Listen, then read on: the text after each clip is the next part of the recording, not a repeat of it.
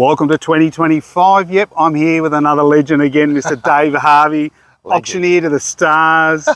Actually, you want to buy a car, you go and see this man. You want to buy a good house, and you go up and he's doing the auction, prepared to pay the most for it. How are you, Dave? Yeah, good, thanks. Good. Mate, great to see. Welcome to 25, the holiday season, isn't it? It is supposed to be holiday season, but for some reason all the real estate industry's back early. Back early. It's getting ready for that 25 onslaught, I think. I think so. 2024, it was an interesting year. Very interesting. The market was all over the place. Yep. What do you think? Where do you think it's heading? Well, 24, Yep. wrap up at 24. I think 24 was one of those years where it was accentuated. Yep. It kept on the rise in the first half, and then the second half it dropped off, came back, and that growth and that extra bit you saw that you achieved in the first part sort of tapered off in the last part. That October, November, December, a lot more listings become available. That's true, yeah. A lot more, far more than normal. A lot more stock, and I think that rate cut that didn't happen, that rate cut that everyone was counting on, just didn't come to fruition, and therefore I think there might have been a few forced sales that were anticipated. Yeah. You know, I think. Do you think people got a little bit gun shy and they went, "Oh, stuff it, I'm going to buy anyway"? Yes. Yeah, they thought, well, hang on, I want to buy. I'm in the market. I'm not on the market. I'm in the market, so I want to nip this in the bud. So they went to that next level. You know, they didn't just sort of sit there. They went wait. They went, we've waited long enough. It's now time to jump. Did you see, like, you do auctions all over Sydney? You do everything from a cheaper end to the top end. Yeah, cheaper to top. Did you see a lot of vendors with unrealistic expectations about what their property is worth versus what the market was saying is worth? The equilibrium wasn't there. Yeah. Totally different.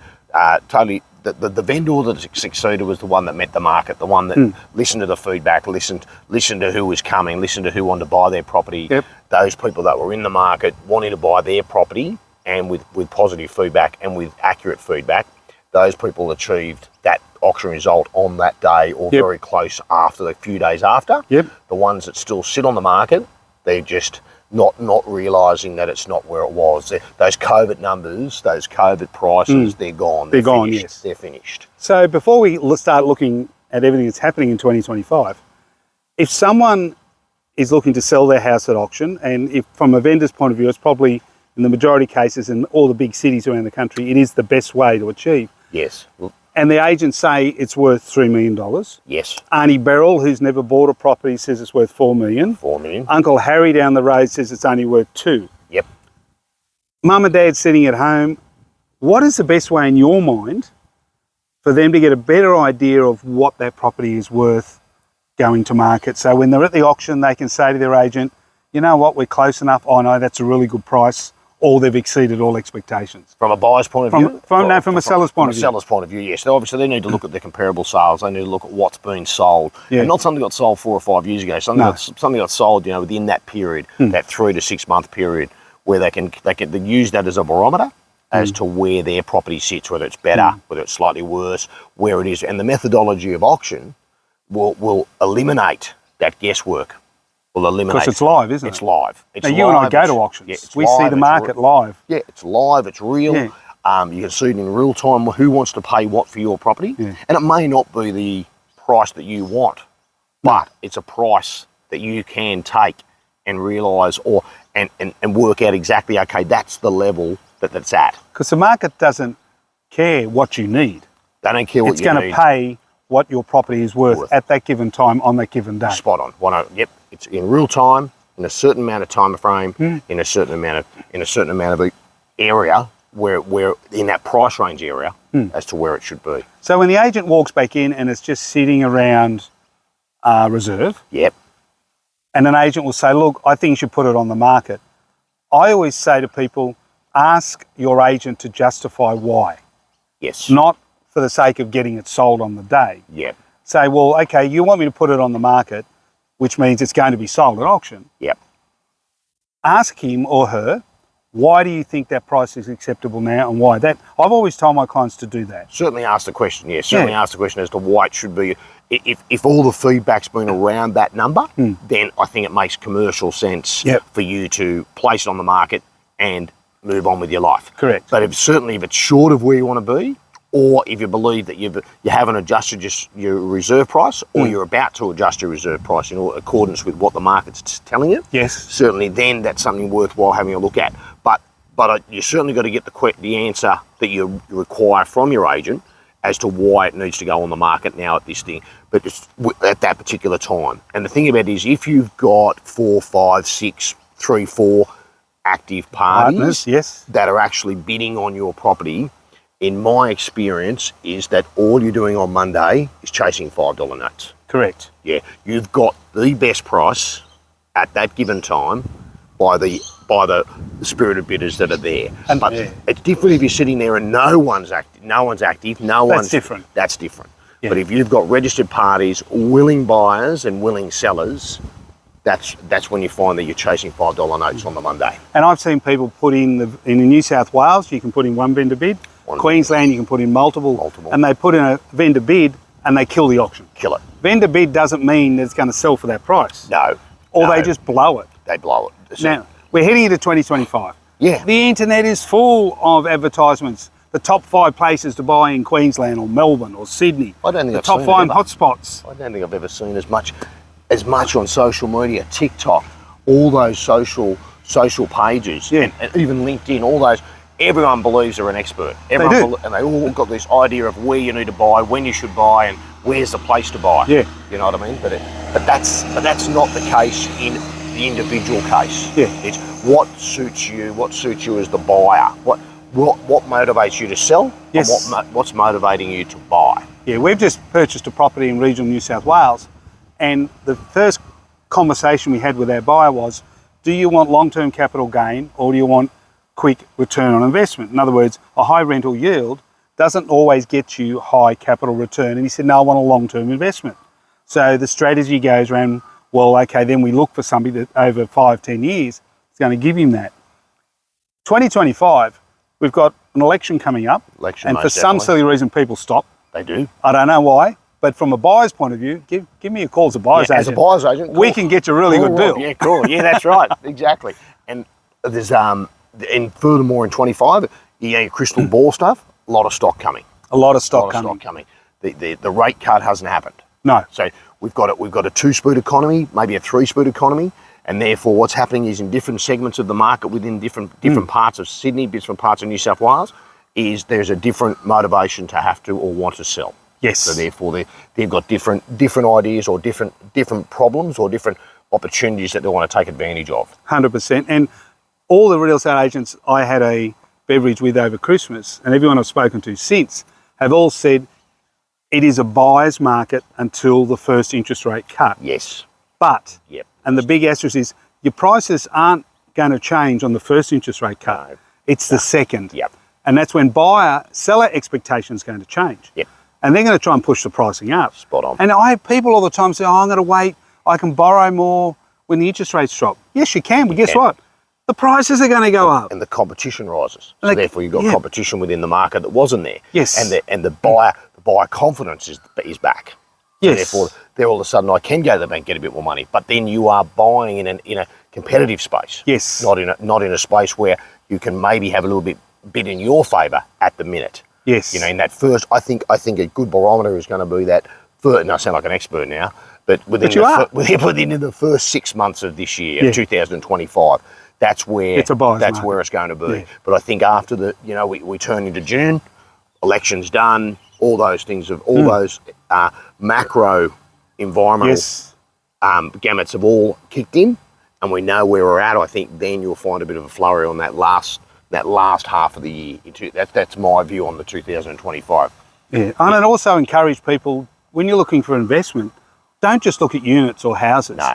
There is great commercial, which in small industrial units, modern offices, not old offices. You want modern offices that either have just been refurbished or in brand new Technology. buildings. Got all the technology. All the technology, because people, I can tell you now where we are in Camden, they are leaving the older offices and moving to the modern buildings Yep, most definitely are. in hordes. Yes. And these older buildings now have to be refurbished. Yes. So what we call the cap rate is bouncing around. And cap rate basically is the barometer we use in commercial That's right. to justify if it's going to be a good investment or not. It's to deal with the yields. Now, that's a whole different podcast for another That's day. right. That's right. Because yield on a commercial is different to yield in a residential. Most definitely. But please, don't just look at houses. No. Look at industrial, look at commercial, look at retail, and look at modern offices. Yep. And the best thing you can do is go and speak to your good local agents, or better than get a buyer's agent. Yeah, I've got to plug myself, of course. You've got to plug. Yeah, that's right. And a buyer's agent will always take that little bit of angst out. Yes. And you know, with your connections and your knowledge of the local area, Yep. you'll be able to best advise which is ones to leave behind, which ones to have a crack at. And a lot of properties are not sold on the market now. The last one I just purchased has never been on the market. So it's sold off market. In commercial, especially in offices, if you have, a lot of people have something that is already rented, they will sell that without putting a for sale sign out the front through an agent. It's called off market. Off market. And there's a lot of people looking at their self-managed supers to do the same thing. Yes, there's rules and regulations around it, but if you do that right, it can be so good for your super long term. Long term. As long as you do the due diligence. Especially in that commercial space. Yeah. Especially in that commercial space with the legislation around that. Yes, very, very much so. And what people got to remember is when you see people like us talking, we're not giving advice, we're talking in general. In general. It's general advice only. Everyone's circumstance is different. Yeah, most definitely. Everyone, what they want to achieve is different. Yep. So when we talk in general, the first rule of thumb is we say to everyone, and Dave's no different to me, go to your accountant for what you want to achieve, even for your personal home. See what you need to achieve. Go to your financial planner if you need to. Go to your mortgage broker. Yep. Find out what you can borrow. Have all those things in place so you're not blind. So you're not going in there, I think I can think. Well, take the think out, and then you've got an informed buying decision. Yes. And you're an informed buying pattern, and you know exactly where you're at. You know what you can afford. You know what your ceiling is, and you can make sure you stay under that ceiling. So, I think a point you made earlier about the Macarthur in Camden and Macarthur, in my view, that is it's its own market. Yeah, it's its own microeconomy. Ignore those. Sydney market does this. Yeah, it's not. This, Camden, Campbelltown, Macarthur always had a slow growth rate. It did. But now you used to have people that want to they'd only migrate. You get migration within this area. Now the migration's coming from northern beaches, northern districts. They're southern districts. They're coming to Macarthur because they can see the growth, they can see the potential in commercial, in residential. And the thing about it is the price is still relatively cheaper. I can still get a 3-4 bedroom home under $1 million. Yes, yep, most if you do your homework. Do your homework. And exactly what Dave's saying, I am finding a property for a developer to do a small development down in Wollongong. And I was talking to one of the agents. And I said to the agent who was selling a brand new property, I was going to do due diligence and see what they're selling for. Who are you getting in? She said, in Wollongong, we're not getting Wollongong people. No. We're getting people from Sydney, northern beaches, eastern suburbs, who are looking for like a mini sea change. Yeah. So the days of just looking local and being insular are gone. They're finished. The next thing we do with auctions, if you're going to go and buy yourself and you want to buy at auction, go to a couple of other auctions. Most definitely. See how it works. Yep.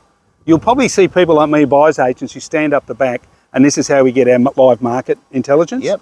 And ask us questions. At the end of the auction, if the auctioneer isn't running away, not the real estate agent, the auctioneer, if you've got a question, go and ask them. Don't be scared. Don't be scared to ask a question. Don't be scared of the auctioneer to ask the auctioneer or ask a question if you've got something that's burning that you would like to know. Yes. We can generally, myself or whoever's conducting the auction can certainly answer that question for you. So therefore, we're not, it's not like we're on a pedestal and you can't talk to us. We're available, and most of the time you find we have got a little bit of time afterwards. Yes. Or a little bit of time before, and you can certainly welcome, and certainly from my point of view, you can certainly ask me anything. Well, you don't. When I've been and watched, I know how he does his auctions. That's why I have him on my podcast, because I trust him and I've seen how he conducts himself.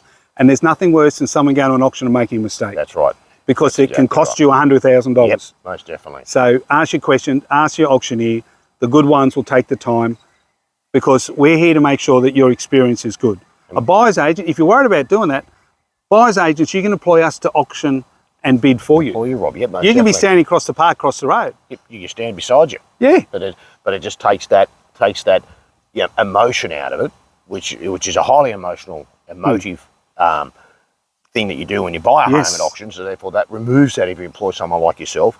And then the other thing is that with an auctioneer, from a consumer's point of view and a buyer's point of view, it's very important to realise and try and get rid of that mindset that it's the auctioneer versus you. It's not that at all. It's, yes, certainly in Sydney, you go and look at all those TV shows that all have that. Yeah, that's not the case. You know, we're here to get. I want to see you in a Versace suit one day. Yeah, with no socks on and one of those nice leather shoes. But I have a no bullshit barometer, so that's so therefore it won't work for me. You'll always wear socks. Yeah, I always wear socks, and I'll always tell it as it is. And the thing about it is, it may not be what the buyer wants to hear, and it may not be what the seller wants to hear, but it'll be an informed, dialogue that I bring across to the auction space. So therefore, it's the most transparent way to buy a property and the most transparent way to sell a property. Now, the reason we've spoken so much about auctions today in 2025 is they are growing. You need to know what to do and how to do. The uptick. And it is going, if you go 10 years ago, say on southeast Queensland and Tweed and all that, you could have counted on two hands the total auctions over a month. Auctioneers had to become Uber drivers because they didn't make enough money. Now, if you go and speak to any of the good agents up there, they're all auctioning. Everything, yeah. So you need to know about that. But we're going to wrap this up, 2025. 2025. I'm going to give you my thoughts in a minute, but I'm going to throw you under the bus first. Where do you see the property market in Sydney and New South Wales in 2025 roughly going in general, and what do you think people need to look out for? So I think people need to look out for the fact that in the first half of the year, I believe it's going to be a buyer's market. Yes. I believe the second half of the year, we're talking June, July, from that point of view, my viewpoint is that it's going to be a seller's market again, or it's going to go back towards the seller once they do some tinkering with interest rates. Yes. I think it's certainly that's a thing. Interest rates, change of election. Change of government perhaps. Yep, looks like it. And I think what will happen is and in 2025 will be very similar to 24. But the thing about with 25 is that the first part of the year there will be a glut on the market. Yes. And the thing about it is, if you are an upsizer, so you want to sell your home and buy a bigger home, I reckon you do that. Great opportunity. I reckon you do that in the first 6 months because we're talking about changeover. And that's the thing. Your property may stay the same price, but your bigger one that you want to move to perhaps may have come back a frag. And they have actually. And they've come back. That changeover is going to be less for you. But that's not, in my view, going to be the case in the latter part of the year. I think everything you've hit, I look at 2025 as a year of opportunity. Most definitely. It's a year that people need to use buyer's agents more often, not because I'm a buyer's agent, because the opportunity and the data we have enables people to make a better decision. Your contacts that you've got that normal people won't have, or don't have the dialogue with those people that you can tap into, and they can take that opportunity and use your experience to achieve the result they want. And I think there's another opportunity out there is for downsizers in 2025. Downsizing doesn't mean going to a retirement village on over 55s. No. If you're mum and dad and you're living in a 35, 40 square home, the kids have left, they only come over on weekends and that, you know what? Release some of that capital. Sell the big home, buy a smaller home that still has everything you want. That's right. Put that capital in your super, put that capital into whatever you want and go and enjoy life. You can still be working full time. Yep. But make the most of, you've got a great opportunity to buy and sell at the same time and make some good dollars if you do it right. In 2025, we'll definitely see that. Well, that's a wrap up here today on the podcast. If you want to get in touch with me or Mr. Harvey here from Dave Harvey Auctions, just drop us a line and we'll do our best to help you. Look, our chats come for free. So you got any questions at all, give us a buzz. We're happy to help. Have a successful 2025. Buy well, buy smart, and take your time. Don't buy with emotion. You have a great day and we'll talk to you later. See you later. Ciao.